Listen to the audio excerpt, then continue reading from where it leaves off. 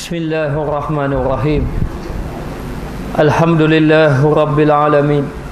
Wassalatu wassalamu ala ashrafil anbiya'i wal mursalin wa ala alihi wa sahbihi ajma'in.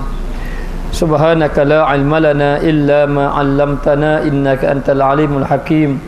Rabbi shrah li sadri wa yassir li amri wa hlul 'uqdatam min lisani yafqahu qawli.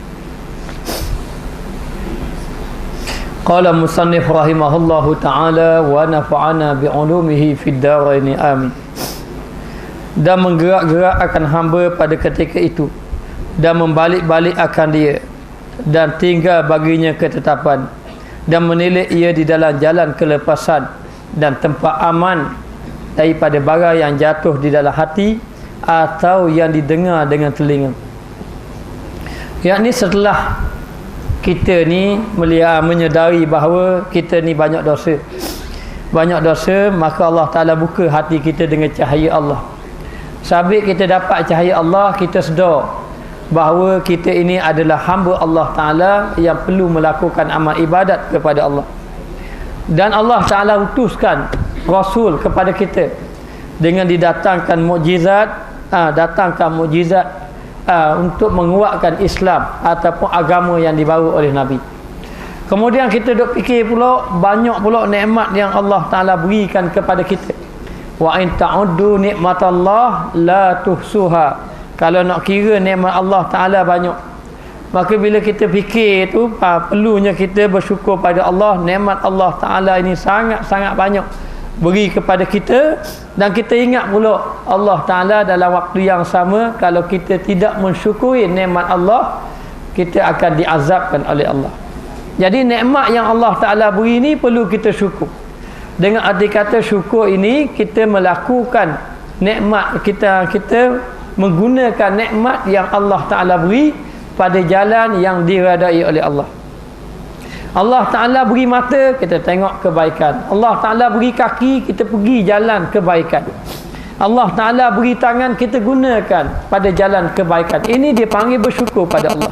Kalau orang kata menyanyi lagu syukur, alhamdulillah, syukur. Tengok orang puan pun alhamdulillah.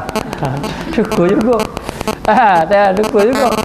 Jadi nak beritahu, kita syukur ni maksudnya nikmat yang Allah Ta'ala beri, kita gunakan pada jalan yang diredai oleh Allah Ta'ala. Dan Allah Ta'ala janji, kalau nikmat yang Allah Ta'ala beri kita bersyukur, maka Allah Ta'ala akan tambah nikmat. Kita sihat, kita buat amal ibadat, Allah Ta'ala tambah kesihatan kita. Kita kaya, kita infak harta pada jalan Allah, Allah Ta'ala tambah kekayaan kita. La in syakartum la azidannakum wala in kafartum inna azabi lasyadid. Sekiranya kamu bersyukur dengan nikmat aku tambah nikmat. Alhamdulillah, kita ni kira bersyukurlah kerana sampai di sini. Bersyukur dengan apa? Bersyukur dengan nikmat kaki sampai sini. Kemudian dengan tangan kita duk belek kita, syukur dengan nikmat tangan. Kemudian ada telinga, kita mendengar ilmu-ilmu agama, maka bersyukur dengan nikmat telinga. Lepas pada tu kita ada mata, kita tidur dalam kuliah, maka syukur dengan mata. Contohnya. Jadi nak beritahu, bersyukur dengan nikmat yang Allah Ta'ala berikan kepada kita. Maka lepas kita sedar bahawa kita ni perlu bersyukur, kita kena ingat, kita ni banyak pula maksiat pada Allah. Mari fikir tu pula. Kita ni banyak maksiat pada Allah. Sabit kita buat maksiat ni, Allah Ta'ala boleh azab pada kita. Maka jalan kita macam mana? Jalan kita ni perlu buat amal ibadat. Mulalah kita rasa takut. Bila rasa takut di situ, itulah tumbik lintasan dalam hati. Dia panggil lintasan terkejut ataupun lintasan takut. Takut pada Allah, pada Allah kita ni banyak sangat dosa. Selama ni lalai kepada Allah Ta'ala. Nah, maka ketika itu kita pun memutuskan, walau macam mana keadaan pun kita putus segala keuzuran nak buat amal ibadat pada Allah, kita tumpukan kepada buat amal ibadat. Tak boleh lah dulu nak buat amal ibadat kerana nega, nak jadi halang. Tak dah, nega ibadat tetap buat, bukan tinggal nega dah. Dulu gua sabit benda apa ni, suka sangat tengok TV contohnya. Sekarang ni tambahlah benda-benda yang macam ni, jadi lala dah buat amal ibadat. buat amal ibadat kepada Allah Ta'ala. Maka menggerak-geraklah akan hamba pada ketika itu. Lepas duk fikir-fikir, hati dia duk fikir-fikir. Gerak-gerak ni hati duk fikir. Macam mana aku nak buat ni, macam mana aku ni dekat dah dengan Allah Ta'ala, dosa banyak ni. Maka hati kita menggerak-gerak. Hati kita gerak-gerak ni, hati kita berfikir-fikir. Berasa takut ni nak hadap Allah Ta'ala, berfikir-fikir. Dan membalik-balik akan dia. Lepas tu kita pun duk fikir. Macam ni nak buat macam ni. Adalah dosa kita ni. Nak buat ibadat macam mana. Buat ibadat dulu ke kena bertaubat dulu. Dah kalau bertaubat pula buat amal ibadat, ilmu tak ada pula, ke kena belajar ilmu dulu. Duk fikir-fikir, itu membalik-balik. Maka dia kata dan tinggal baginya ketetapan. Dia pun tinggal satu keputusan, satu ketetapan, yakni nak buat amal ibadat pada Allah. Buat amal ibadat pada Allah dan menilai ia di dalam jalan kelepasan. Dia pun cari jalan macam mana yang selamat dia daripada perkara lara, jalan yang macam mana yang dia boleh buat amal ibadat, jalan yang macam mana selamat dia daripada azab api neraka. Dia pun mencari jalan kelepasan dan tempat aman, dan juga dia cari jalan supaya masuk di dalam syurga, buat amal ibadat kepada Allah Ta'ala. Ini dia beritahu orang yang nak kembali pada Allah. Siapa? Kita semua. Kita semua hak jadi ni. Kalau kita duk fikir-fikir balik-balik hati kita, kita fikir sekarang hari ni kita banyak pahala ke banyak dosa? Dosa pahala kita tak tahu, tapi Allah Ta'ala sebut dah, orang buat macam ni banyak dosa, orang buat macam ni dapat pahala. Hak dosa banyak masuk neraka, hak pahala banyak masuk syurga. Siapa yang banyak dosa daripada pahala, maka nerakalah ia. Lepas tu kita duk fikir-fikir, akhir sekali keputusan kita dapat fikir kita ni banyak dosa. Bila banyak dosa, kita pun nak cari jalan nak lepaskan diri kita daripada dosa, jalan nak lepas diri kita daripada kemurkaan Allah Ta'ala, supaya kita dapat keamanan masuk di dalam syurga Allah Subhanahu Wa Ta'ala. Maka dia kata di dalam jalan kelepasan dan tempat aman, tempat aman daripada barang yang jatuh dalam hati, dengan cara mari lintasan-lintasan dalam hati yang datangnya daripada Allah. Dengan cara mana kita nak selamat ni? Dengan kita tengok jalan yang baik, yang datang lintasan daripada dalam hati. Orang yang dapat buat ibadat, banyak-banyak kita jumpa orang yang dulu dia lara. Golek jumpa ramai lara lah daripada dulu. Kemudian kembali kepada Allah Ta'ala. Dia kata dulu saya lara, ni alhamdulillah dah berubah. Alhamdulillah berubah. Bila dah berubah nak jadi baik, mari dalam hati lintasan yang baik. Allah, guanalah saya ni. Ada orang mari tanya, macam mana saya nak start ni? Banyak dosa. Hari ni saya dah bertaubat dah, tambah buat dah. Macam mana saya nak mula nak buat amal ibadat? Buat amal ibadat. Mari di mana tu? Itu mari daripada lintasan dalam hati. Ya Allah Ta'ala ilhamkan kepada dia dapat hidayah. Orang tak dapat hidayah ni, dapat hidayah, ulama duduk sebelah rumah pun tak cara. Orang mengajar macam mana pun tak percaya, tak cara ambil law gitu, sebab tak dapat hidayah. Contohnya siapa? Contohnya orang hak duduk bersama dengan Nabi. Abu Jahal apa saudara Nabi, padahal yang bawa dakwah tu anak saudara dia sendiri, bukan orang lain, anak beranak dia sendiri. Abi Lahab gitu juga. Ketika Nabi lahir duk sambut kelahiran Nabi, sayang sangat Nabi. Kemudian orang kata ke Nabi dia duk khabar puji semua Nabi. Tak ada dah orang paling baik anak saudara dia lah. Dan puji pula, panggil pula Muhammad Al-Amin, orang yang cukup amanah. Kemudian bapa saudara dia di antaranya Abi Talib. Abi Talib duduk serumah dengan Nabi. Maknanya duduk serumah terus dengan Nabi. Dan dia tahu kegiatan Nabi. Dia tahu Nabi, akhlak Nabi macam mana. Dia orang hak tahu akhlak ni, orang hak duduk serumah kita. Nak tahu akhlak orang tu, tanya isteri dia, guana rumah dia. Rumah dia. Dia kata masjid mengajar kau main, malam-malam tengok gusti dah bagus. Rumah mengajar siang malam sungguh-sungguh. Malam-malam tengok gusti. Isteri dia tahu macam mana kedudukan suami dia. Suami dia pun tahu isteri dia. Jadi Abi Talib duduk rumah Nabi. Rumah Nabi dah. Nabi siapa? Nabi ni Rasulullah yang menyampaikan wahyu, yang beritahu kepada orang wahyu yang sampai kepada dia. Tapi dalam waktu yang sama, Abi Talib tidak beriman juga. Nak beritahu hidayat Allah Ta'ala. Hidayat Allah Ta'ala tak sampai kepada dia. Jadi nak beritahu, mari lintasan dalam hati ni ataupun yang didengar daripada telinga, daripada telinga, maka tiada dapat padanya jalan yang lain daripada menilik kepada dalil dengan akal, ataupun sesuatu yang dia tengok daripada telinga dia, sesuatu yang dia tengok daripada telinga dia dengar daripada telinga, yang dia tengok dari segi mata dia. Jadi marilah daripada dia tengok, dia dengar tadi, dia kata dah boleh kita ni kaki satu hari nanti kita mati juga. Kemudian kita pun tahu juga kaki satu hari nanti bila kita mati, kita bawa amalan kita tak bawa dah benda-benda lain, benda-benda lain. Maka dia kata di sini tiada dapat padanya jalan yang lain daripada menilik kepada dalil dengan akal. Tak ada dah jalan lain nak lepas kecuali menggunakan akal yang sehat. Cerdik dari mana kita? Kalau kita fikirlah, kita ni duduk dunia sementara. Kalau kita duduk atas muka dunia ni sementara. Dunia ni ibarat jambatan, kita melintas dekat jambatan. Jambatan, bukan jambatan tu kita nak duduk dah, kita melintas aja jambatan. Jadi jalan lintas jambatan ni, kalau sekadar kat jambatan, orang tak buat rumah atas jambatan. Orang tak duduk lama-lama atas jambatan. Sebab apa? Sebab jambatan ni sebagai lintasan dia.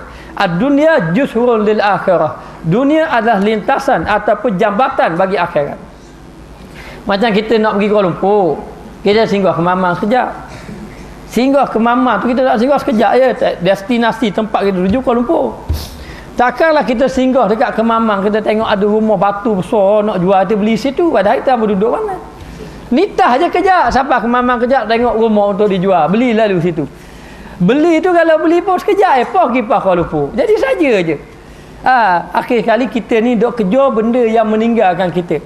Hak kekal abadi depan mata kita ni kita tidak kejar.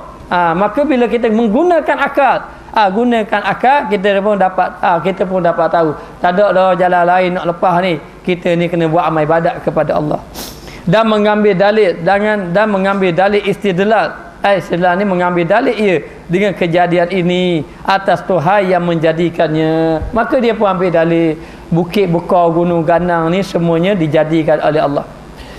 Dijadikan oleh Allah. Mana kita pun ambil dalil kekuasaan Allah Ta'ala. Ni tidak dapat tidur ni, aku hidup ni dengan kuasa Allah. Kalau Allah Ta'ala boleh menghidupkan aku, maka boleh Allah Ta'ala mematikan aku.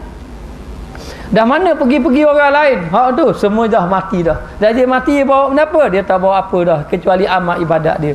Mari dia fikir kejadian ni. Dia pun ambil dalil. Dia ambil dalil dengan kejadian ini atas Tuhan yang menjadikan akan dia. Dia pun ambil dalil, duk fikir-fikir, cari dalil, maka dia tahu semuanya nikmat datang daripada Allah. Semuanya apa yang ada kiri kanan nikmat semua datang daripada Allah, supaya hasil baginya ilmu yakin, hinggalah dia dapat satu ilmu yakin, yakni ilmu yang tidak ada keraguan sedikit pun. Yakin kuasa Allah Ta'ala, kita ni datang daripada Allah. Gagah tak ke mana kat kita yang tambah buat amal ibadat. Cukup dah kita lala-lala ni. Atas muka dunia masa kita lala dulu tu sebab kita tak ingat ke Tuhan. Kita tak guna akal kita masa dulu. Dok lara dulu. Jadi ini nak berubah lah. Dulu tak akal tudung, ni nak akal tudung dah. Dulu dah akal dah tudung, ni nak bakal dah. Dulu semayang culah-culah ataupun tak semayang, ni nak semayang dah, nak berubah dah. Sebab apa? Sebab masa tu akal kita sudah dapat nur Allah Ta'ala. Tak dapat nur Allah Ta'ala, tak fikir benda ni. Tak dapat nur Allah. Jadi masa tu akal kita dah fikir, dah cari dalil. Kita pun cari dalil. Aku guana sudah aku gini. Kesudahan aku ni macam mana lah. Kayak gini pas sorang-sorang mati meninggalkan. Sampai masa kita mati juga. Duk fikir-fikir. Akhir sekali dia pun mengetahui bahawasanya supaya hasil baginya ilmu yakin, supaya hasil dia ilmu yang yakin ni tidak ada ragu sikit pun. Tidak ada ragu bahawa kita ini akan dibangkitkan oleh Allah dan kita ini akan dihitung amal ibadat kita, dan adanya perkara-perkara ghaib, di antaranya ada pada mahsyar, adanya titian siratal mustaqim dan barang yang ghaib-ghaib. Maka dan juga hasil baginya ilmu pada barang yang ghaib-ghaib. Seperti menapa perkara ghaib?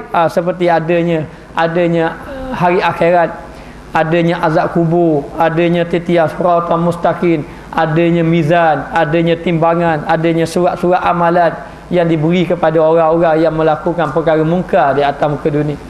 Kita ingat orang-orang hak mati semua menyesal lah ke? Dan Allah Ta'ala beri kita hidup. Kita hidup ni bila Allah Ta'ala beri nyawa, beri nikmat banyak, kita lupa. Bila kita sedar balik, kan kita nak mati baru kita sedar. Baru kita sedar kita nak mati. Bila kita mati lagi sedar. Lagi sedar. Maka kita ni bila Allah Ta'ala beri, bila hati seseorang tadi dia dapat cahaya, hati masuk dalam cahaya Allah Ta'ala masuk dalam hati, maka masa ketika itu dia pun tahu dah dunia ni sementara, nak buat amal ibadat, dan dia pun yakin adanya perkara-perkara gaib dan mengetahui bahawasanya baginya itu Tuhan, dan dia pun sedar bahawa ada Allah Ta'ala yang menjadikan, Tuhan yang menjadikan dan yang memberatkan hukum, dan Allah Ta'ala memberi hukum, menetapkan hukum pada kita. Mendapat hukum pada kita banyak. Allah Ta'ala mewajibkan kita.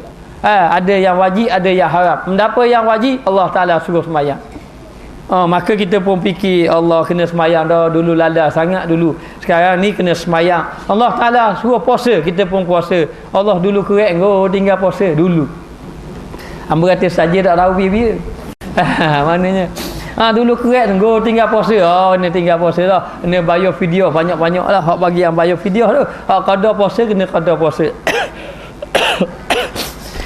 Mari dok fikir dulu. Fikir dulu. Anda dulu hak salah-salah dengan orang nak minta maaf. Kenapa jadi macam tu? Ada orang tak ada apa. Tak ada apa-apa, tak ada fikir apa-apa, tinggal puasa ke tinggal sembahyang biasa. Ada orang yang pesen, yang dengan pesen tu dia rasa takut. Nak ambil hak orang lagi mati ke mana, dok fikir. Dok fikir sebab Allah Taala sebut dak. Faman syaraha Allahu sadrahu lil Islam. Barang siapa yang Allah Ta'ala buka diri dada dia dengan Islam, maknanya hati dia dengan Islam, maka dia telah mendapat cahaya daripada Allah Ta'ala. Maka dalam ketika itu dia tahu Allah Ta'ala memberatkan hukum. Hukum Allah Ta'ala tetap. Ya tetap hukum Allah. Bukan siapa, bukan ulama'.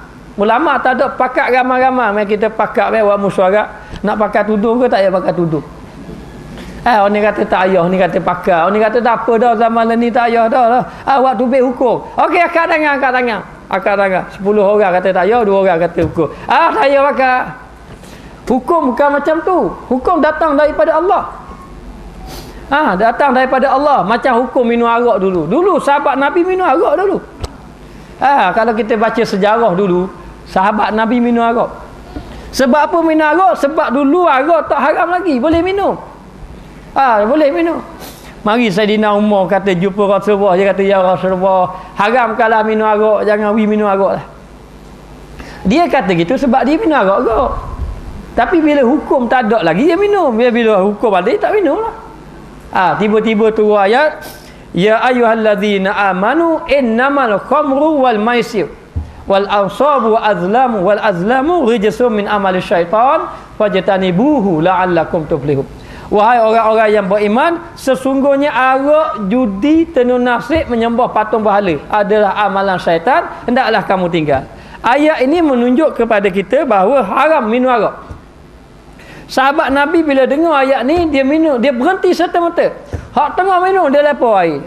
Bukan dia minum berhabis. Dia tak minum berhabis. Dia lepar air tadi. Dia buang, pakat buang serta-merta. Sebab apa? Sebab patuh dengan hukum Allah. Maka kita pun sedar ada Allah Ta'ala yang memberatkan hukum atas kita. Kenapa berat hukum atas kita? Semayang, kena semayang. Semayang, puasa, keluar zakat, pergi haji bagi siapa yang mampu. Dan menyuruh, dan menegur. Dan Allah Ta'ala suruh, dan Allah Ta'ala tegur. Allah Ta'ala suruh buat perkara baik, Allah Ta'ala cegah buat perkara mungkar, perkara buruk. Dan tidak ada perkara yang Allah Ta'ala suruh kecuali memberi kebaikan bagi kita. Baik, Allah Ta'ala suruh semayang. Semayang ni tak saja. Tidak saja semayang.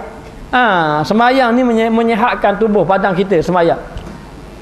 Sebab pakar neurologi daripada Amerika Syarikat, neurologi ni pakar saraf, dia buat kajian, dia kata apabila orang terlampau banyak tunduk, orang terlampau banyak sujud, bila dia sujud, maka darah akan mengalir masuk dalam otak. Ada saluran urat saraf masuk dalam otak, menyebabkan hati jadi tenang.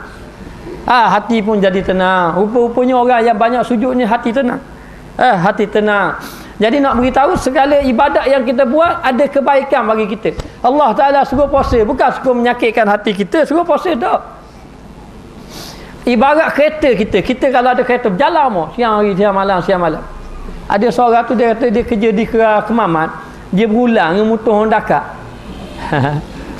Bulang gimari dak lama punah motor, punah jalan motor. Kita ni, kita gitu juga. Kita tiap-tiap hari makan minum. Tiap-tiap hari jadi kita punya dia panggil jentera enjin ni. Duk makan proses makanan gerak sama. Siapa pula puasa dia stok kali gak je stok. Kita pun tak makan antara pagi siapa ke petang, siapa ke maghrib kita tak makan. Jadi menyehatkan tubuh badan kita. Jadi enjin tu kalau enjin taklah rosak sangat.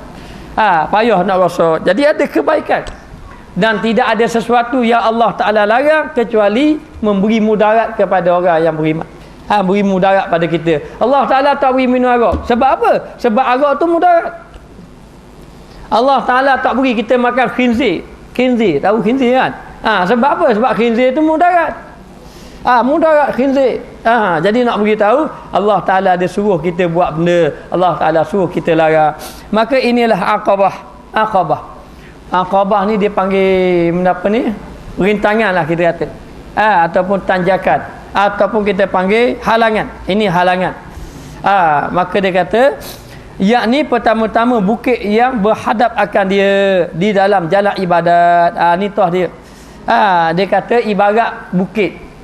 Bukit yang suka kita nak daki. Dalam jalan ke menuju ibadat pada Allah. Mula-mula kita kena ingat, kenapa Allah Ta'ala suruh kita? Kenapa Allah Ta'ala larang kita? Kemudian kita fikir, yang Allah Ta'ala suruh kita ni kita tunai dah ke tak lagi? Yang kita nak kembali pada Allah dah. Dulu dah lara-lara, dulu dah buat amal ibadat, dah kurang buat amal ibadat. Maka kita akan jumpa halangan yang pertama. Halangan yang pertama ni kita dah fikir, Allah Ta'ala mencipta kita, ada balasan daripada Allah, akan bila mati akan dibangkitkan oleh Allah. Kemudian kita pun fikir, sekarang ni Allah Ta'ala suruh kita dan ada Allah Ta'ala larang kita. Dah apa yang Allah Ta'ala suruh pada kita ni kita boleh buat tak? Ramai mana orang tinggal semayang lagi? Ramai mana nak berubah, nak beribadat pada Allah, berubah semayang 2-3 hari dak maya semula. Nak jadi orang baik dah, nak jadi orang baik dah. Baik 2-3 hari, jahat semula ada. Jahat semula pun ada. Jadi nak beritahu halangan yang pertama dia kata, di antaranya kita kena tahu bahawa Allah Ta'ala beri nikmat pada kita, kita dah yakin kita akan dibangkitkan, dan ada Allah Ta'ala tetapkan hukum, suruh kita, larang kita. Jadi Allah Ta'ala suruh kita sembahyang, fikir bab sembahyang, banyak mana kita tinggal sembahyang. Kita pakai qada, tu dulu. Dan kenapa yang Allah Ta'ala larang kita? Hak larang kita ni kita tinggal, hak larang kita ni dulu Allah Ta'ala larang kita buat. Allah Ta'ala larang kita buat. Kenapa Allah Ta'ala larang kita buat? Kenapa? Dah akan tudung lah contoh. Tak ada benda lain dah nak buat. Dah contoh lain. Jadi contoh dah akan tudung, contoh je. Pakai tudung ni wajib, nak keluar rumah wajib. Dia dah rumah tak apa lah. Dah pakai tudung ni, nak pakai tudung ni wajib kita tutup ni kerana ikut perintah Allah. Kita dah baca dah kitab dulu yang Nabi menangis. Nabi duk menangis sampai Siti Fatimah ada terkejut tanya bapa ya Rasulullah, wahai ayahanda Rasulullah, kenapa menangis? Sayyidina Ali tanya bapa menangis? Rasulullah kata, aku tengok dalam neraka ramai kaum wanita, dan tangan dia, kepala dia digantungkan, kemudian dibakar api neraka, disebabkan mereka tu mendedahkan aurat dia, yakni rambut mereka tidak tutup. Tidak tutup. Nabi menangis siang malam. Ingat ke muslimat semua? Jadi bila saja dah kita dok fikir apa dosa-dosa yang kita buat dulu, di antaranya kita buat dosa, contohnya tak pakai tudung, lain daripada tak pakai tudung, ataupun tak semayang, lain daripada tak semayang, ataupun puasa cerilang-cerilu, maknanya ataupun tak kira lah banyak dosa-dosa yang kita buat. Maka bermula daripada kita nak berubah tu, kita tinggal selalu. Tinggal kerana Allah. Boleh tinggal kerana orang lain pada Allah, tak boleh. Dia tubir lu, ustaz, tembur lagi. Tembur lagi. Dia seorang hamba Allah saya jumpa.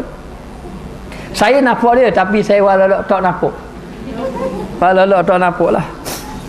Dia jalan kat kawasan rumah dia lah, mau kat luar dah tepi jalan. Dia pun tengok. Tengok. Dia saya nampak je setok dia tengok saya. Setok. Lari 100 meter. Laju dia pecuk. Saya rasa kalau masuk tanding, masa tu masuk tanding menang. Kalau dia lari macam. Boleh hadiah. Boleh hadiah. Lari lajunya. Saya pun berhenti sebelah rumah dia. Bukan rumah dia, tidak berhenti rumah dia. Sebelah rumah dia. Dia pun keluar. Dia kawal lelah dia tu. Lelah dia. Dia kawal. Dia pakai tudung dah masa tu keluar. Ustaz, mari di mana? Kita paling, tarik nafas lelah. Dah boleh. Kita buat kerana Allah. Kerana Allah Ta'ala. Jangan malu pada siapa-siapa. Jangan malu. Malu hanya kepada Allah. Takut hanya kepada Allah. Kerana Allah Ta'ala lah yang membalas kita. Membalas kita. Saya tahu pun Allah dah lewat benda apa. Jadi Allah Ta'ala lah. Maka pekatnya kita tinggalkan. Tinggalkan. Hak benda apa yang Allah Ta'ala larang tu kita tinggalkan. Allah Ta'ala suruh kita buat. Maka dia kata yakni pertama-tama bukit yang berhadap akan dia. Dia buat bukit ni maknanya halangan. Bukit kan payah nak daki. Jadi halangan. Halangan seperti bukit yang berhadap akan dia, yakni yang payah didaki. Di dalam jalan ibadat, dalam melakukan amal ibadat. Dan iaitu kenapa aqabah dia ni? Iaitu dinamakan aqabah ilmu, halangan ilmu. Tak ada ilmu kita tak tahu benda halal benda haram, tak tahu. Maka yang pertama kita nak kembali pada Allah, kita kena lintas aqabah yang pertama. Mendapat aqabah yang pertama, halangan yang pertama, yakni aqabah ilmu, yakni halangan untuk dapat ilmu macam mana nak buat amal ibadat. Macam mana kita nak tahu benda ni halal, benda ni haram, benda ni boleh, benda ni tak boleh. Dulu banyak dosa. Dulu kita banyak dosa, sekarang ni kita nak kembali pada Allah, tidak dapat tidak, kita kena mendekatkan diri dengan Allah dengan cara lalu halangan pertama. Halangan pertama apa? Aqabah ilmu, pergi cari ilmu banyak-banyak. Pergi belajar ilmu. Orang kata Dinu ada belajar ilmu ni, ada kaum muslimat ni kelas ni, pergi. Dinu ada ni, pergi. Belajar apa? Belajar fiqh, pergi fiqh. Belajar tasawuf, pergi tasawuf. Belajar tauhid, pergi tauhid. Pergi belajar. Belajar tu ingat, belajar nak baiki diri. Jangan kita duk belajar-belajar. Dah betul orang tu dah betul, kita betul.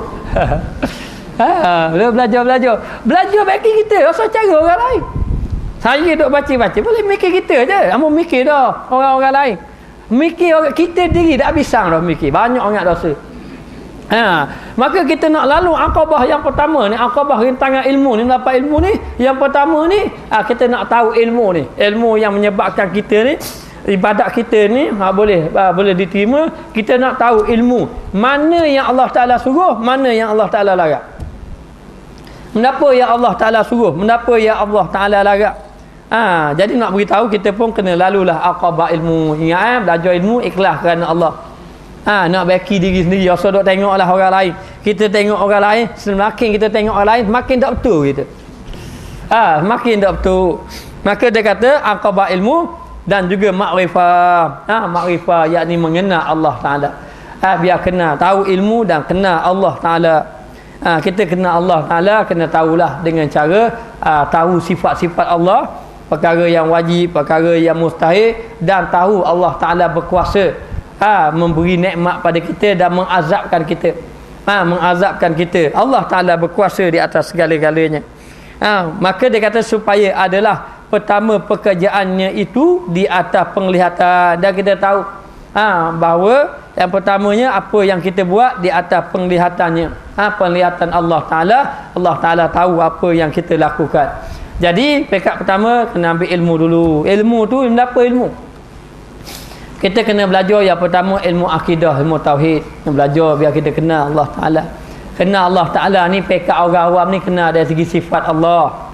Allah Ta'ala berkuasa, Allah Ta'ala tengok. Memang awam maksiat tapi tahu Allah Ta'ala ni melihat. Allah Ta'ala melihat. Faham ilmu tu. Macam kita Junaid Baghdadi. Dengan anak murid dia, ada seorang budak masuk dalam kuliah ilmu dia budak. Dan Junaid Baghdadi sayang dia walaupun dia budak. Dan orang-orang hak lama-lama belajar ni rasa tak puas hati dengan tok guru sebab lebihkan dia pada orang lain. Jadi bila dia duk kata-kata bisik-bisik sama dia, maka bisik-bisik sama dia, maka nak tok guru dah tahu. Bila tok guru tahu, tok guru pun ambil Semua orang diberi seekor burung ke ayam itu, dah ingat lah. Katakan burung lah, saya tak ingat antara burung ke ayam gitu lah, ataupun ayam lah. Ayam, dia beri ayam lah seekor seorang. Ayam seekor seorang diberi pisau pula satu bilah seorang. Maka dia beri ayam, dia beri pisau. Tujuan dia, Tok Guru kata mu kena sembelih ayam yang ada kat tanganmu dengan pisau yang diberi tadi. Dan mu kena sembelih di tempat yang tak ada orang tahu kecuali mu je tahu. Tidak ada yang tahu kecuali mu je tahu. Maka pergilah. Termasuk budak tadi diberi pisau dan diberi ayam, masing-masing pergi. Bila pergi-pergi semua sembelih belaka. Sembelih belaka, balik budak seorang ni, budak tadi tak sembelih. Bila tak sembelih, Tok Guru dia tanya, "Apa mu tak sembelih?" "Aku suruh mu sembelih satu tempat yang tidak diketahui kecuali mu je tahu." Dia kata, "Saya nak sembelih dah, saya pergi sana, saya rasa tak, bukan saya je tahu, ada yang lain lagi tahu daripada saya." Dia tanya, "Siapa?" "Allah Ta'ala." Bila dia jawab Allah Ta'ala, baru orang lain barulah dia sedar kesilapan dia. Tok Guru pun kata, "Mu tengok, mu ni dapat kulit, dia dapat isi ilmu." Maknanya belajar dah, Allah Ta'ala maha melihat, Allah Ta'ala maha melihat. Tapi sampai masa bila Tok Guru uji sekali, mu sembelih, hanya mu je tahu sembelih tangan barah, lupa Allah Ta'ala. Lupa. Ini ilmu. Di antaranya dia kata ilmu makrifah mengenal Allah Ta'ala, supaya adalah pertama pekerjaannya itu di atas penglihatan, di atas penglihatan Allah Ta'ala. Jadi nak beritahu, kita kena ingatlah apa yang kita buat ni dilihat oleh Allah, dan mengambil dia di dalam memutuskan akan dia tak dapat tiada dengan baik tilik di dalam dalail, dalam dalil-dalil, dan sempurna bicarakan dan belajar dan bertanya-tanya daripada ulama akhirat. Maka dia kata dia pun ambil jalan memutuskan akan dia tak dapat tiada dengan baik tilik di dalam dalail. Jadi dia putuskan segala-galanya, dia putuskan segala perkara yang melalaikan dia akhirat daripada akhirat. Itu memutuskan akan dia. Putus kenapa? Memutuskan daripada perkara yang melalaikan dia daripada akhirat. Dengan cara macam mana? Dengan dia cari dalil-dalil, dia tengok pada dalil-dalil ataupun bukti-bukti,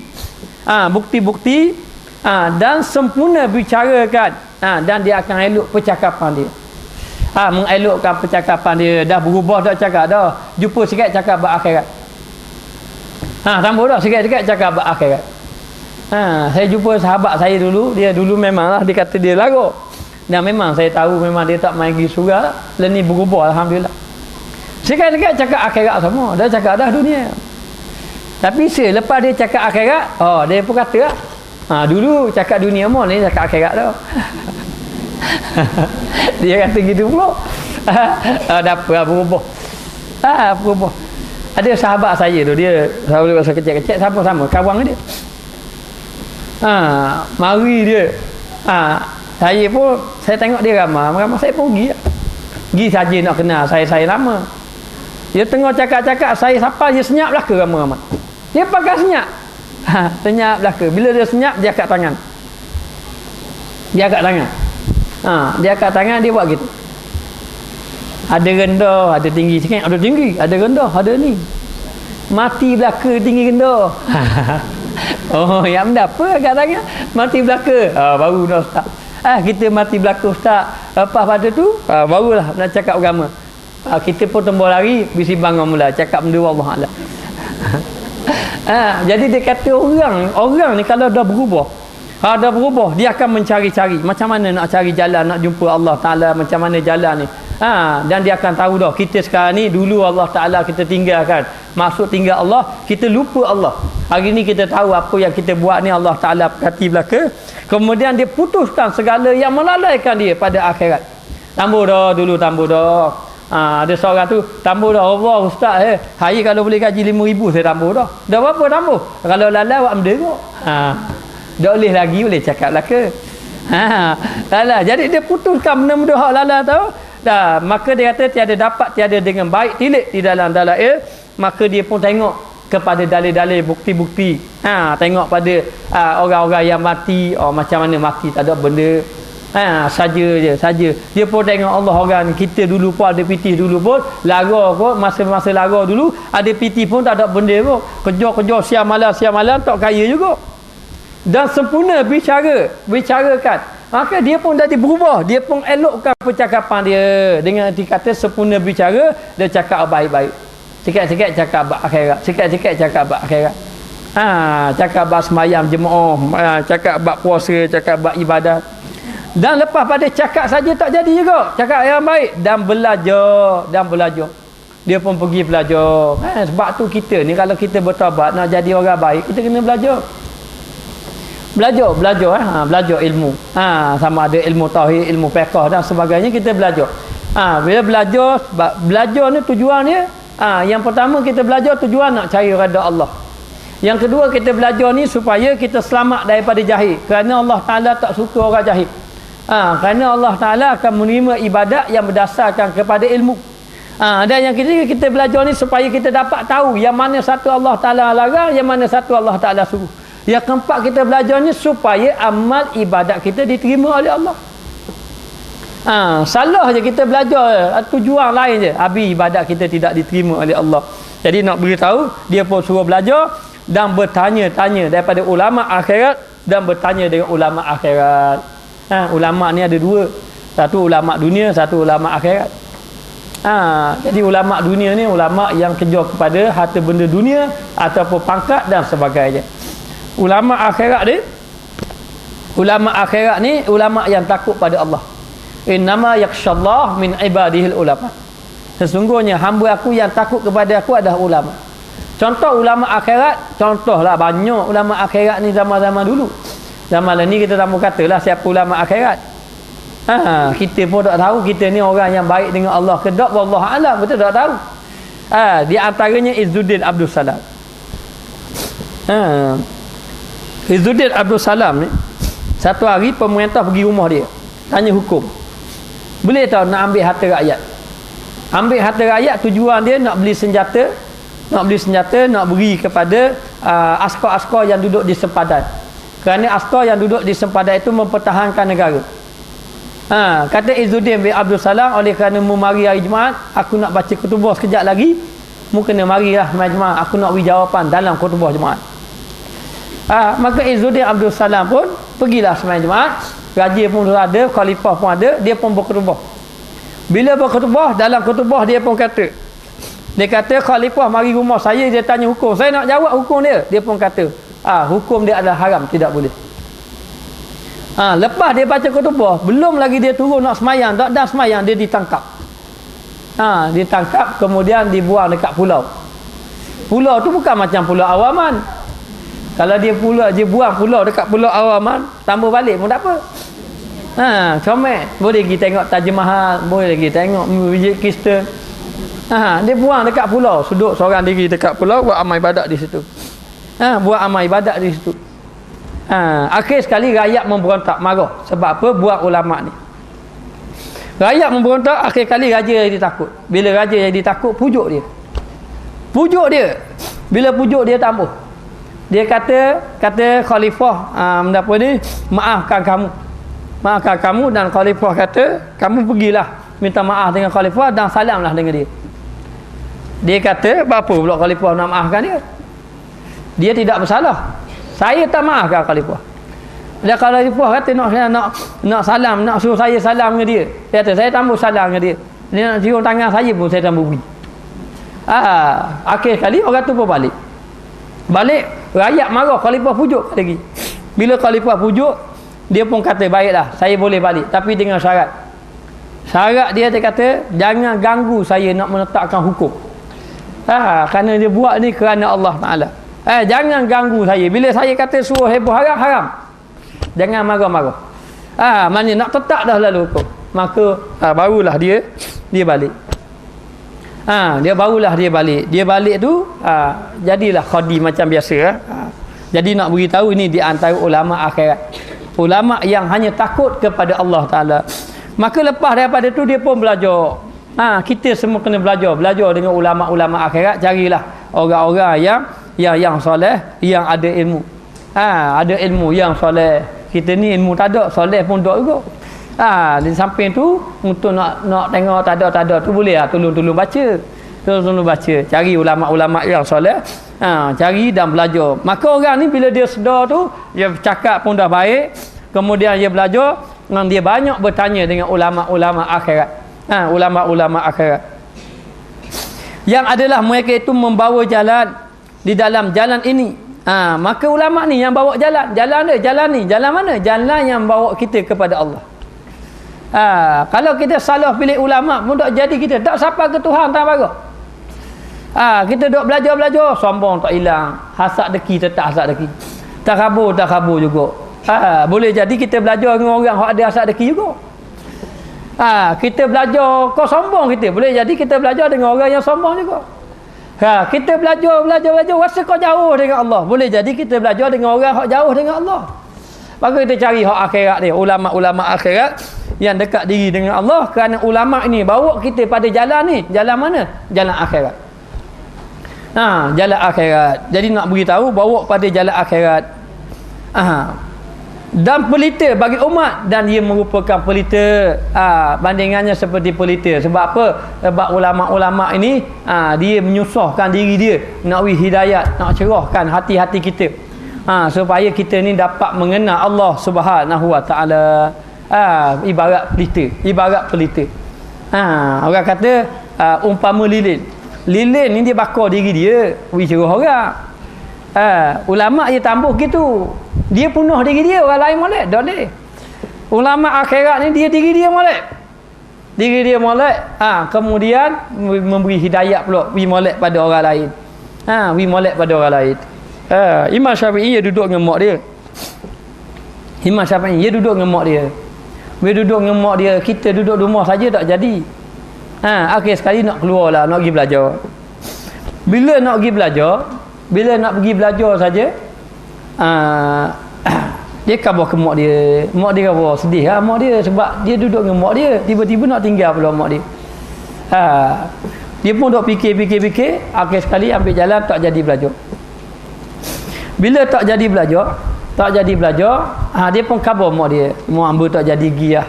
Siang kau, mak duduk seorang rumah. Tak ada orang pula. Siang juga. Mak dia kata, mana boleh pergi belajar. Pula dah. Pergi belajar. Mak dia suruh pergi belajar. Dah piti tak ada. Mak dia kata tak apa, piti. Kata mak cari dah piti. Pergi lah belajar, bawa piti sikit. Maka dia pun dengar ada seorang alim namanya Imam Malik. Imam Malik ni, mengenai Imam Malik ada hadis riwayat Tirmizi, Nabi sebut akan datang ada seorang alim Madinah. Orang sanggup belajar dia dengan berjauh berbatu-batu kilo pun orang sanggup dia belajar dengan dia. Dan dia adalah sealim-alim orang yang berada di Madinah, iaitu Imam Malik. Imam Syafi'i pun pergilah, pergi jumpalah Imam Malik belajar. Masuk kuliah, duduk kat pintu je. Mula duduk pintu lah, lama duduk depan. Duduk. Baru masuk. Dia tengok penuh orang. Dia pun masuk belajar.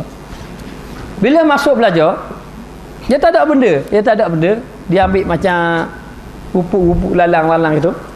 Ia lalu nulis nulis gitu. Ataupun tak silap idea gitu lah. Buat gitu. Kena tulis Jadi Imam Malik pun menyampaikan hadis, dia nulis dengan lalang ke dengan tangan gitu lah. Jadi pada pandangan Imam Malik, orang ni tak main dalam belajar. Imam Malik tak boleh, dia pakai. Imam Malik ni tak boleh, dia pakai. Jadi dia duk baca, duk mengajar. Oleh kerana orang ni orang baru, Imam Syafi'i baru masuk, dia tak tahu apa-apa lah. Habis belajar, dia khabar ada anak murid, cuba beritahu ke budak seorang, orang duduk belakang, orang duduk main-main tu, panggil dia. Dia panggil. Maka apabila orang balik, Imam Syafi'i pun keluarlah daripada majlis dia, orang panggil. Mari mula duduk depan Imam Syafi'i. Imam Malik duduk depan. Bila duduk depan Imam Malik Imam Malik pun tanya. Dia kata, masa saya duduk mengajar tadi, saya duduk baca hadis tadi, saya tengok awak duduk main-main. Kata, mana main, tak ada tak ada main. Dan saya tengok awak duduk tulis apa. Dia kata, saya tulis hadis Nabi. Tulis hadis Nabi atas tangan. Tulis hadis Nabi. Dia pun ambil tangan. Ada benda pun. Tak ada benda pun. Dia kata, kalau awak kata awak tulis, cuba awak baca. Kenapa awak tulis? Tulis, dia kata awak baca. Maka Imam Syafi'i pun membaca hadis, semuanya hadis yang dibaca. Ingat belaka. Ingat belaka. Kalau boleh tahap macam tu tak apa, nak main pun tak apa. Nak tidur pun tak apa. Saya pun panggil apa? Kak tidur kak. Kak tak tidur, kak baca hadis. Kak ingat hadis belaka? Tak baca. Cuba baca. Habis dia baca. Kalau saya tegar tu lebih dia kita. Tak apa. Kalau gitu nak tidur melentang pun tak apa. Kau pandai lah. Imam Syafi'i panggil. Panggil Imam apa? Malik panggil, Imam Syafi'i boleh jawab habis. Dan Imam Syafi'i kata jumpa dengan dia, kata saya nak belajar lah dengan Tok Guru. Tak apalah, boleh belajar. Boleh belajar. Berilah satu tempat penginapan duduk. Orang baru, pelajar-pelajar baru, dia pun kata, sekarang ni awak nak belajar dengan Imam Malik.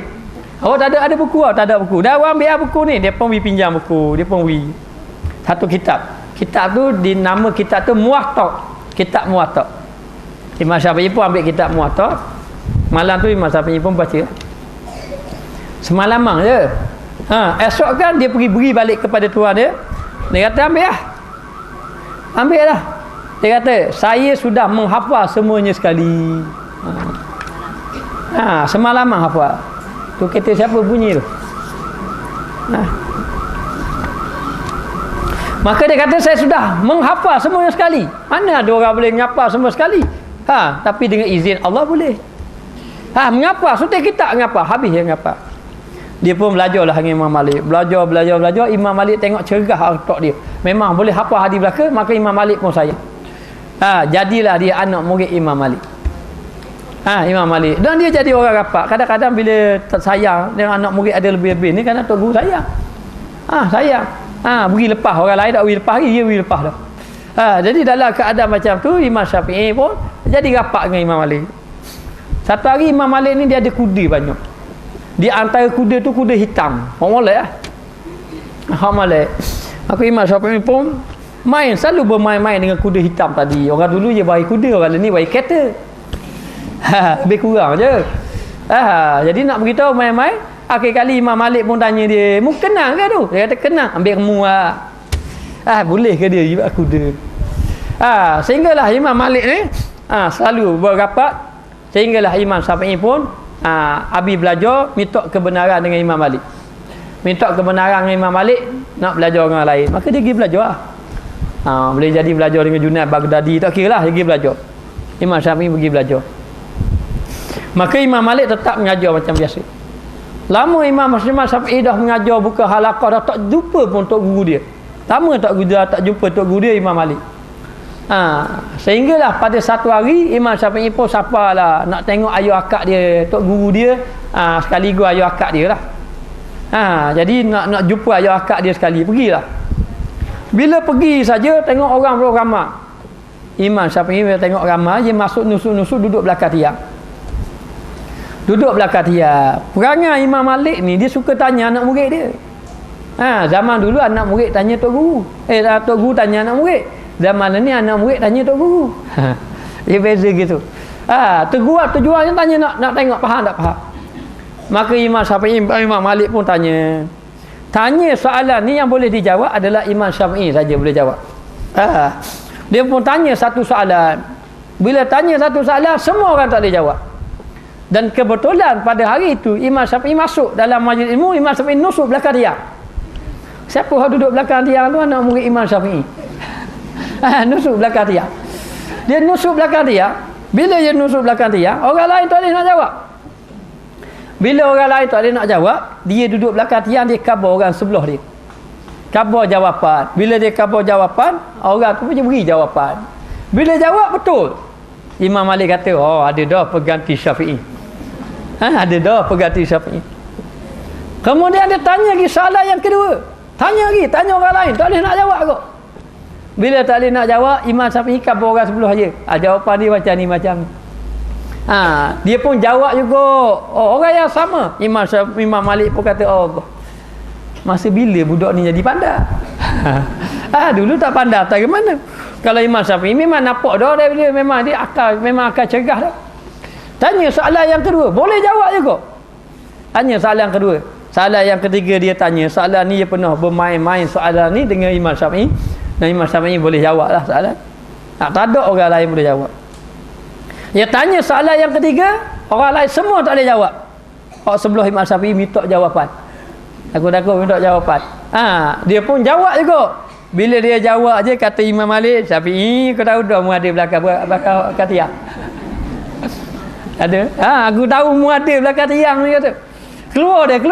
Dia kata Imam Malik, keluarlah Imam Syafi'i belakang tiang. Jadi kesimpulannya nak jadi Imam Syafi'i duduk belakang tiang. Keluar dia. Bila keluar saja, Imam Malik kata sekarang ni mu boleh ganti akulah. Dia pun gantilah Imam Malik. Ni cerita Imam Syafi'i belajar dengan ulama akhirat. Kita belajar dengan ulama akhirat, insya-Allah. Kita daripada kita lara kita nak berubah. Daripada kita tak buat amal ibadat jadi buat amal ibadat. Ini tanda orang yang kita belajar itu adalah orang yang dia punya sifat dia ulama akhirat. Baik, kita tengok. Maka dia kata yang adalah mereka itu membawa jalan dalam jalan ini, yakni jalan akhirat, dan pelita bagi umat, dan dia merupakan pelita bagi umat. Digambarkan pelita kerana pelita ni bercerah pada orang lain. Sabit tak ada pelita, kita duduk dalam gelap, kita tak ada pelita.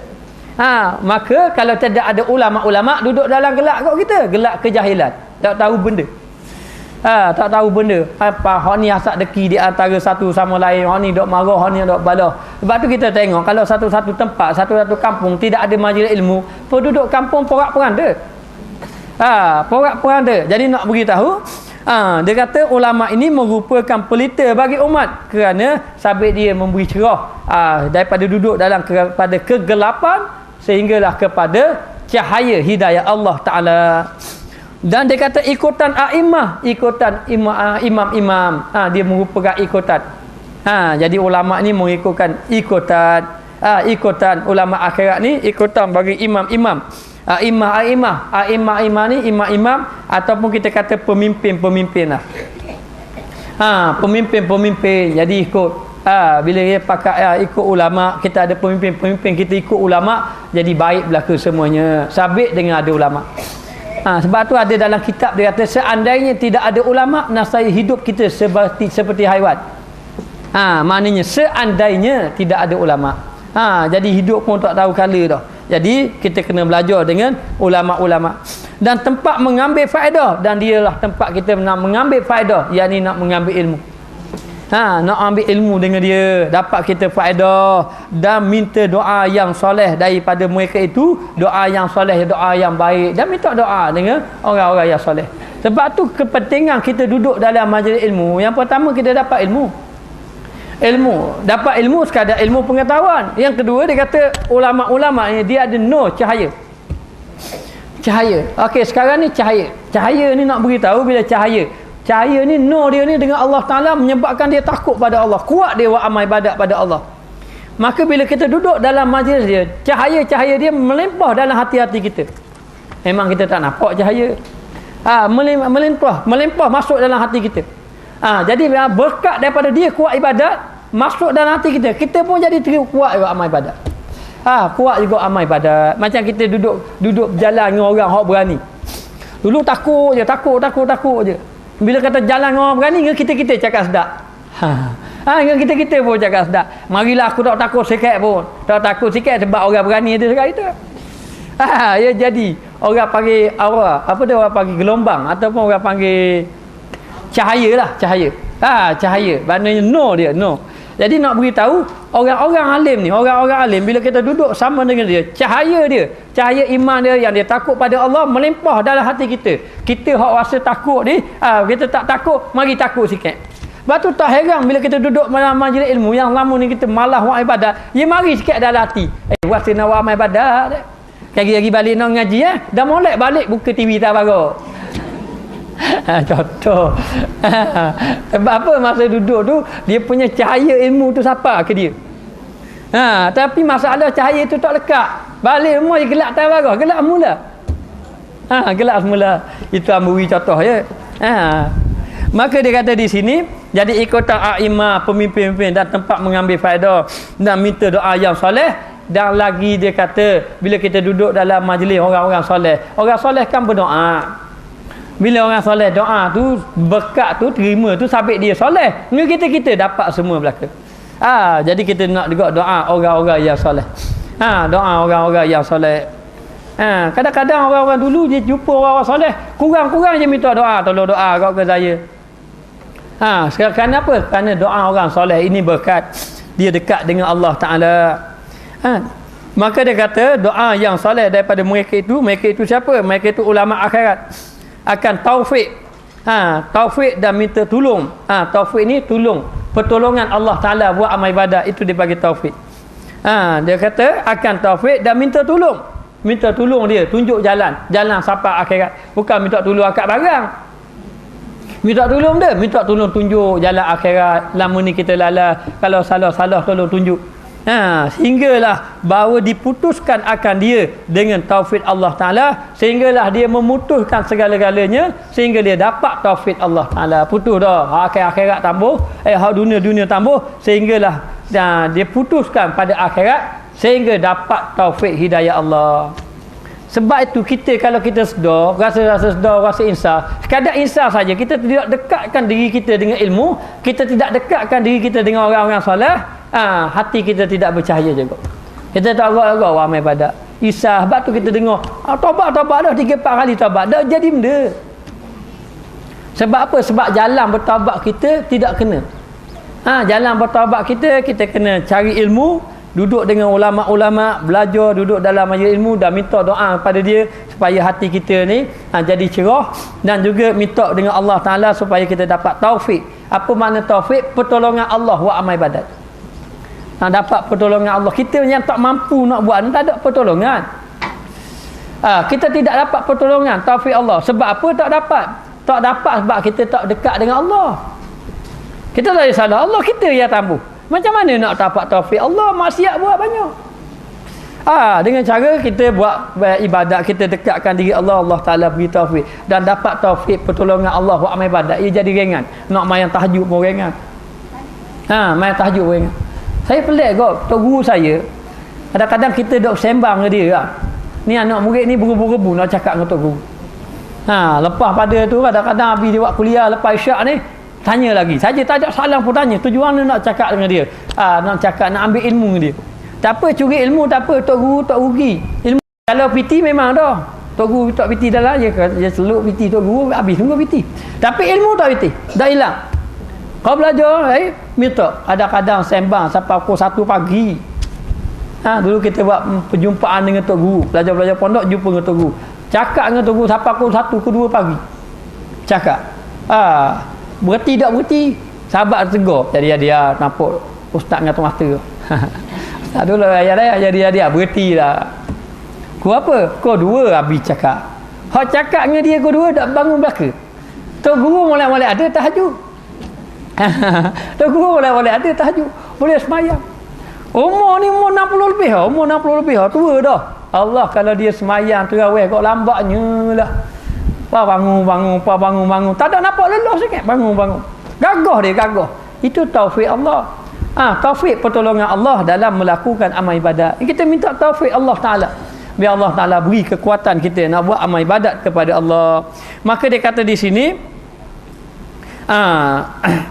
diputuskan akan dia dengan taufik Allah Ta'ala, maka hasillah baginya ilmu. Maka sehinggalah dia mendapat ilmu. Dapat ilmu, belajar dengan ulama-ulama, putuskan segala benda-benda yang melalaikan dia, sehinggalah dia dapat ilmu dan yakin dengan yang gaib. Di antaranya yakin perkara gaib. Kenapa yakin perkara gaib? Ingat kita akan dibangkitkan oleh Allah, adanya syurga neraka, adanya dosa pahala, kemudian adanya titian siratal mustaqim. Kita akan duduk di padang mahsyar. Lama duduk padang mahsyar. Komang-komang ni sahabat Nabi hak jamin syurga pun 500 tahun duduk. Dah apa teh lagi kita 500,000 tahun. Bukan diri dalam ni pun dia akan lelah dah kalau kipas kiri kanan atas lagi, atas bawah lagi, duduk redup pula. Tak bukan dalam keadaan redup, dalam keadaan gelap pula, matahari dekat pula atas kepala. Sebab apa matahari dekat atas kepala ni? Sebab dosa banyak. Kemudian peluh kadang-kadang sampai kat betih, kadang-kadang sampai kat pinggang, kadang-kadang sampai kat dada, kadang-kadang tenggelam. Bapa jadi gitu? Itu ikut amalan masing-masing. Itu amalan masing-masing. Jadi kita ni duk fikir-fikir, Allah beratlah, dunia kiamat dah hampir-hampir sangat kiamat. Saya dapat satu mesej lah. Mesej ni menggerungkan kita. Saya baca hadis ni dekat masjid Haji Kadir kan. Mesej tu dia dapat, dia kata mengikut kajian ahli saintis sains. Dia buat kajian, dia kata sekarang ni planet-planet yang ada dekat cakrawala, di antaranya planet Mars. Planet Mars ni planet yang paling dekat dengan bumi. Paling dekat dengan bumi, paling dekat dengan matahari. Dia kata planet Mars ni telah mengalami pusingan terbalik tu. Bulan 9 tahun lepas. Dia kata akibat daripada pusingan terbalik, ikut kajian dia, akibat daripada pusingan terbalik ni, dia akan jadi perubahan cuaca yang agak pelik. Macam kita ni. Kita ni. Cuaca pelik. Baru-baru ni bulan lepas. Baru lagi lah. Saya pergi ceramah dekat Bomba, lepas tu makan sekali. Seorang daripada Bomba dapat panggilan telefon daripada kampung. Dia kata kampung dia pindah habis lah. Berapa banjir? Kita duk panas-panas terik, banjir terang betul. Banjir. Cuaca jadi tak menentu. Dia kata akibat daripada pusingan terbalik, dia akan berlaku perubahan kepada bumi. Bukan saja berlaku perubahan kepada bumi, dan berlaku perubahan kepada matahari. Akhir sekali mengikut kajian sains. Mengikut kajian sains ni, orang kafir kaji. Dia kata akan datang mungkin matahari akan keluar ikut belah barat. Bila kita tengok hadis, memang betul matahari tu, tapi dia kaji ikut akal dia. Nabi cakap ni 1400 tahun dulu dah matahari naik belah barat.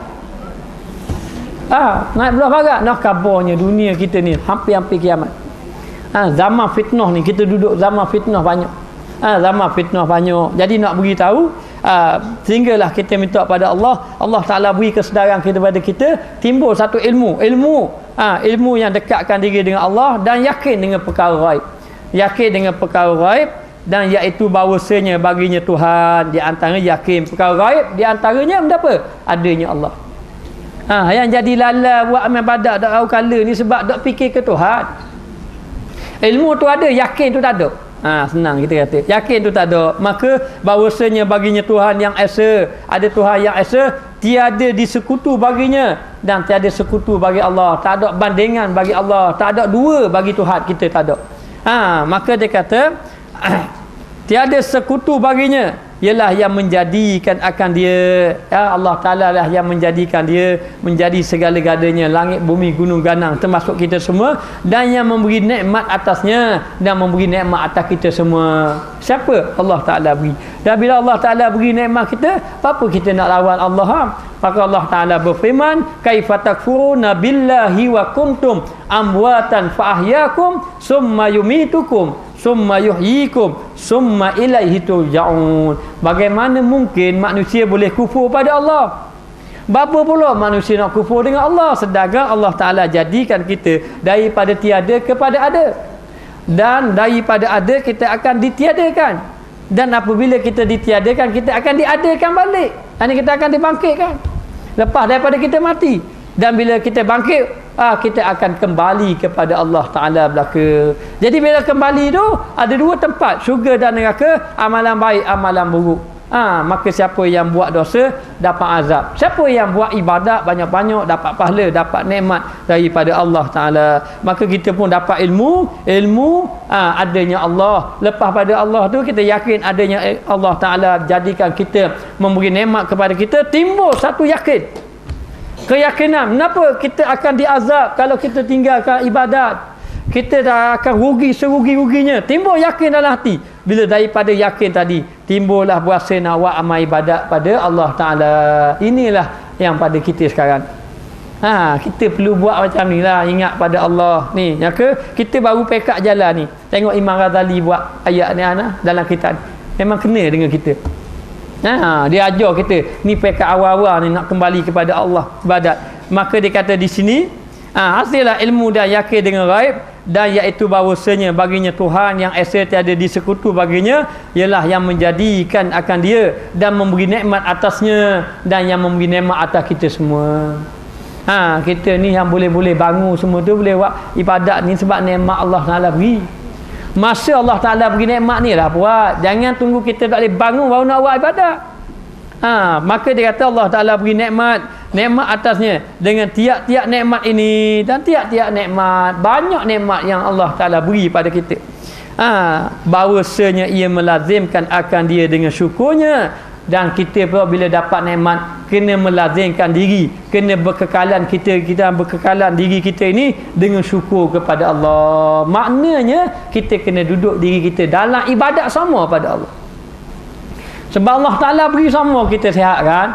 Maka kita dalam ibadat sama pada Allah. Tengok nampak sikit apa-apa, Allah besarnya nikmat Allah Ta'ala.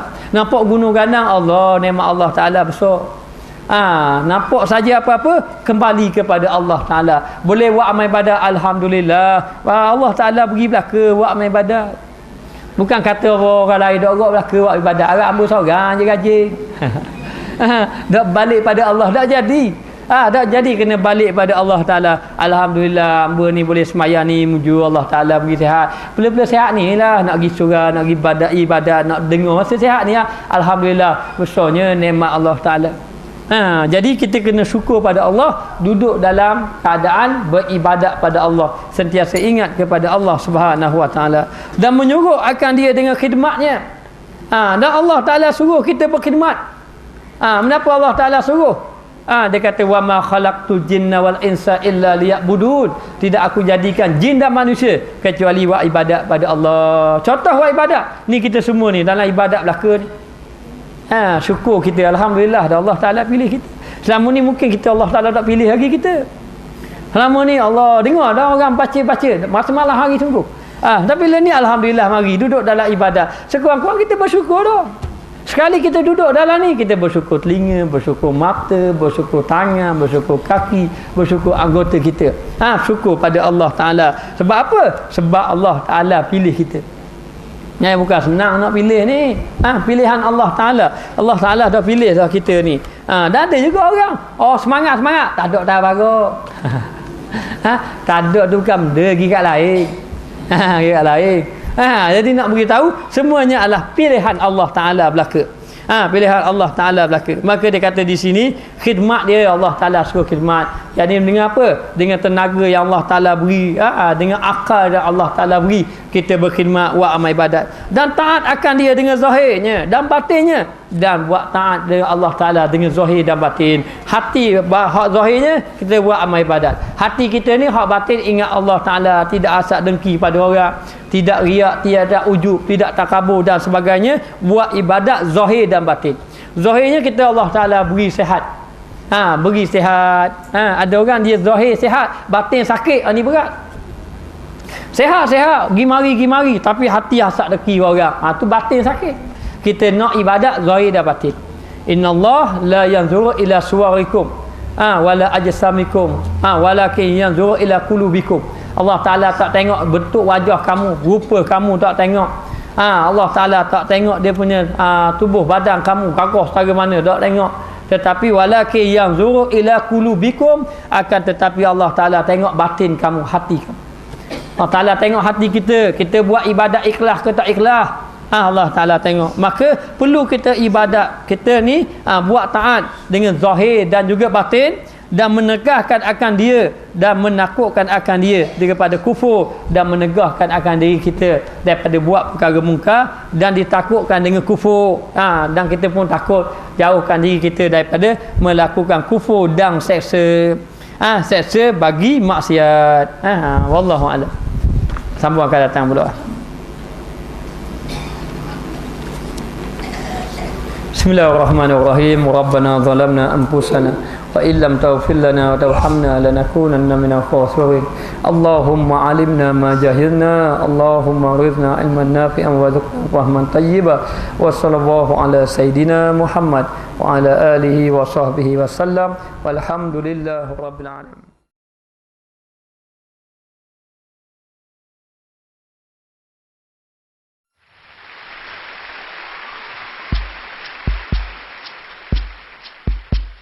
I look, I see.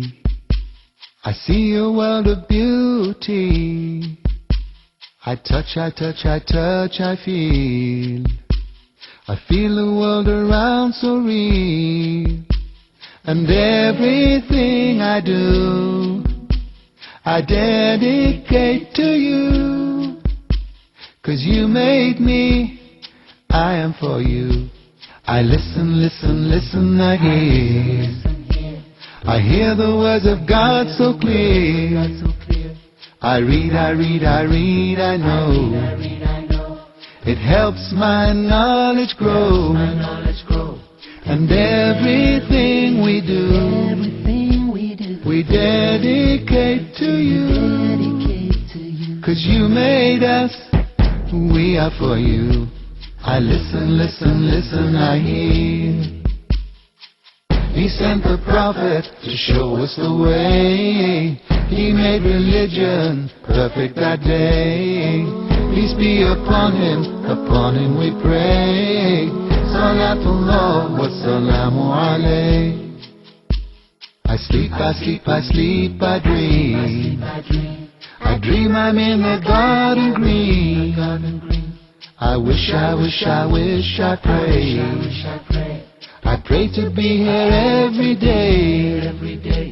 And everything I do, I dedicate to you.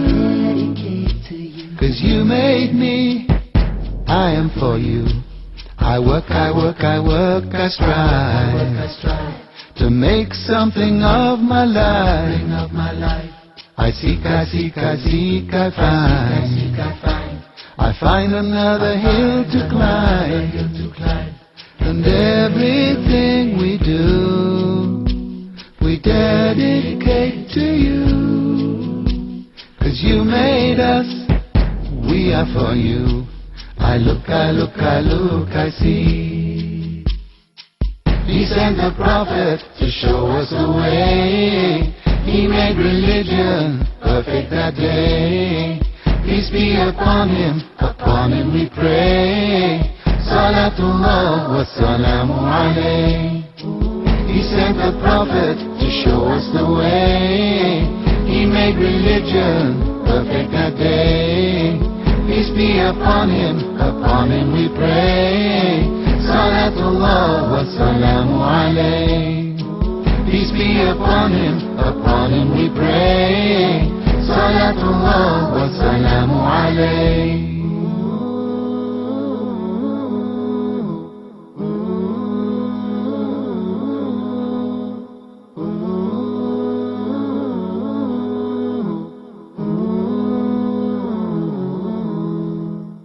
Takbir.